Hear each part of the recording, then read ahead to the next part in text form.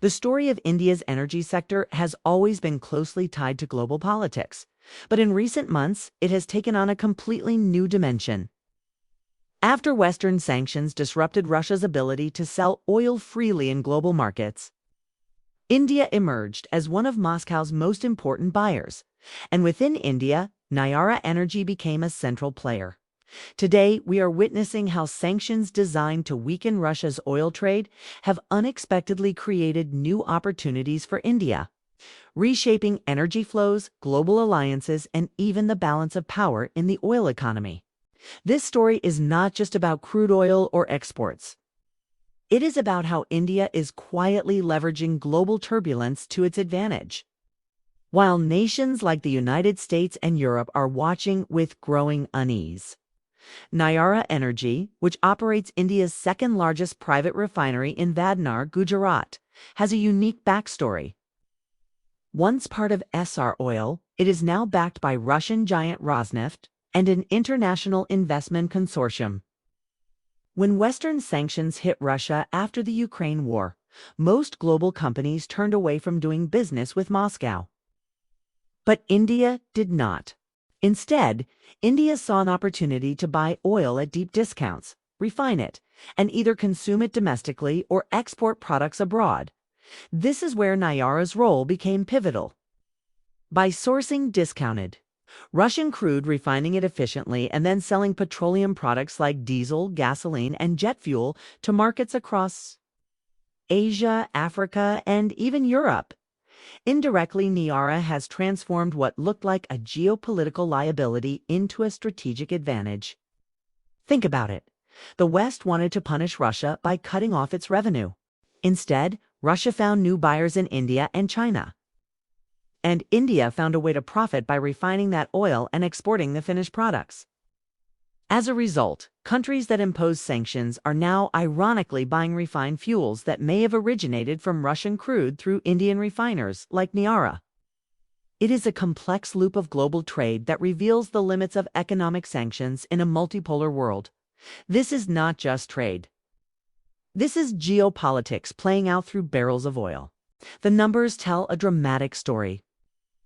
Before sanctions, Russian crude had a marginal presence in India's import basket.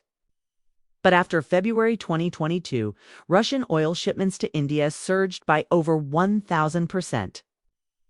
By mid-2023 and into 2024, Russia had overtaken Iraq and Saudi Arabia to become India's single largest oil supplier. Nayara Energy, with a capacity to process over 400,000 barrels per day, became one of the most significant buyers. Its refinery at Vadnar began operating at record utilization rates, processing crude into high-value fuels. The products did not just stay in India.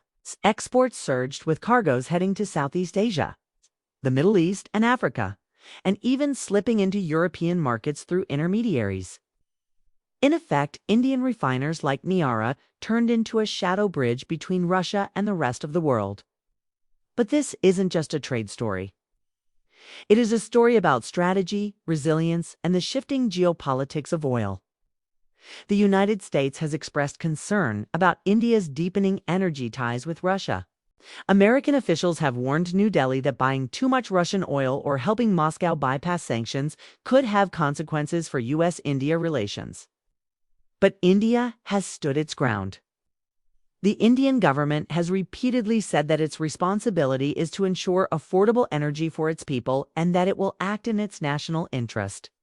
External Affairs Minister S.J. Shankar put it bluntly when he said, "Europe buys more Russian energy in a day than India does in a month.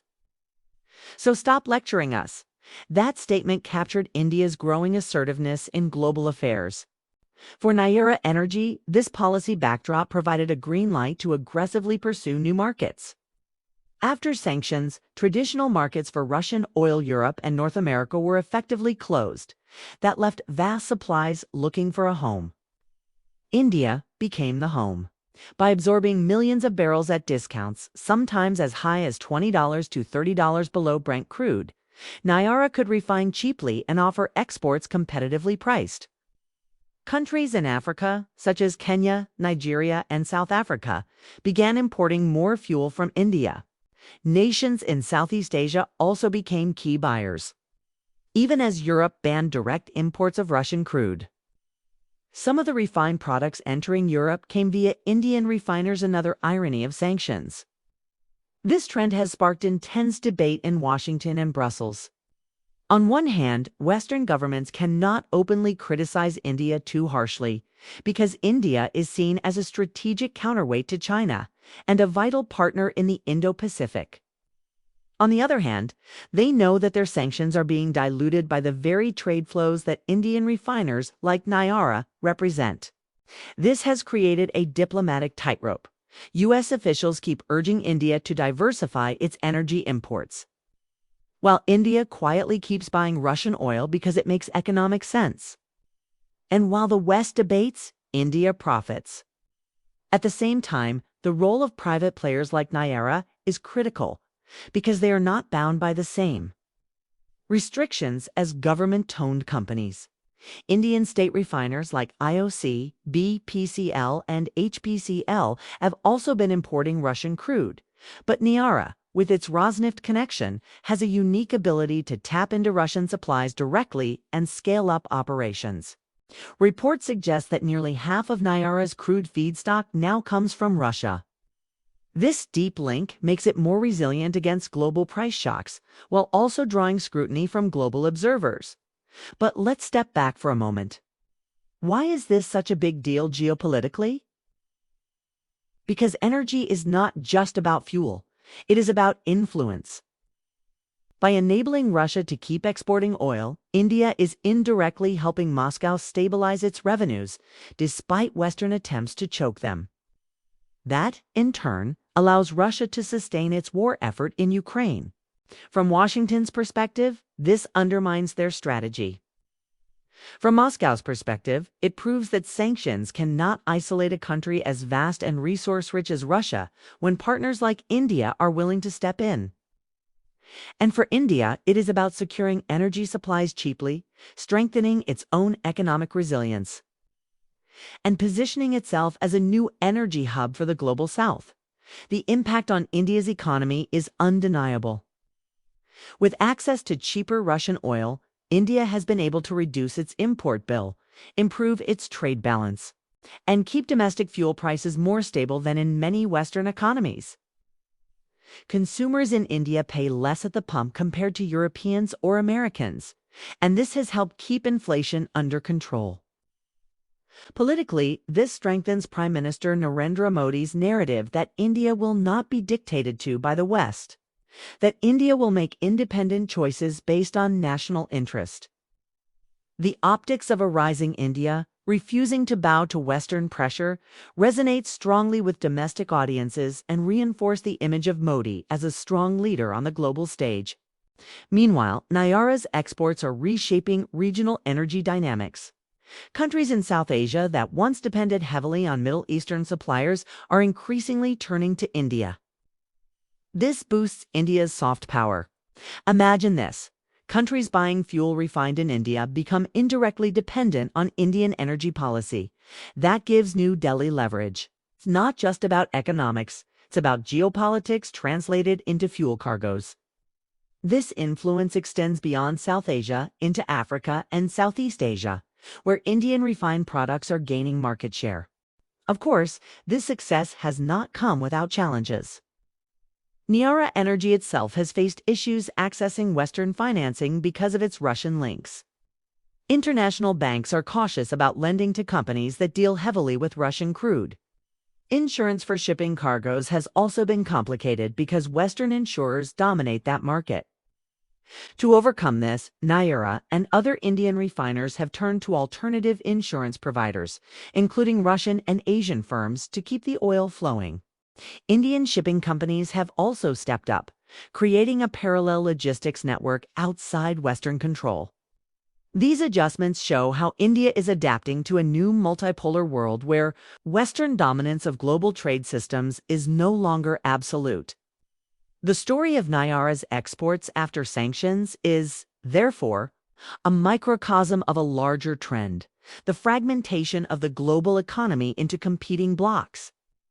On one side, the West with its sanctions regimes, financial power, and alliance networks. On the other side, countries like India, China, Russia, and much of the global South, which are carving out alternative pathways that allow them to trade and grow despite Western pressure. This does not mean India is anti-West. Far from it, India values its partnerships with the United States and Europe. But India is making it clear that it will not sacrifice its own interests to please Western capitals. That message is being delivered through every oil tanker sailing out of Vadnar's port. Think about the symbolism. A ship leaves Nayara's refinery loaded with diesel refined from Russian crude. It sails to an African port where it powers trucks, buses, and generators. That diesel keeps economies running. It may even end up being re-exported, making its way indirectly to Western consumers. And all of this happens while Western leaders declare that they have cut off Russian oil from their markets. In reality, the molecules are still moving. They are just passing through India on their way. It is a powerful illustration of how global trade finds a way, how sanctions are porous, and how India has positioned itself as a key intermediary. In conclusion, the saga of Nayara Energy's exports after sanctions is much more than an energy story.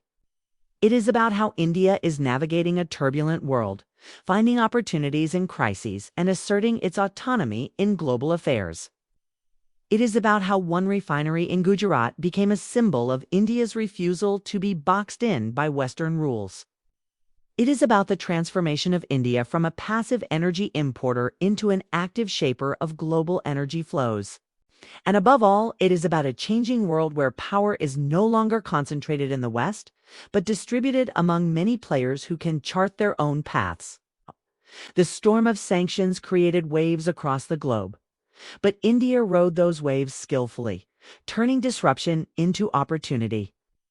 And as long as companies like Nayara keep finding new markets, that story will continue to unfold, reshaping the energy map of the 21st century.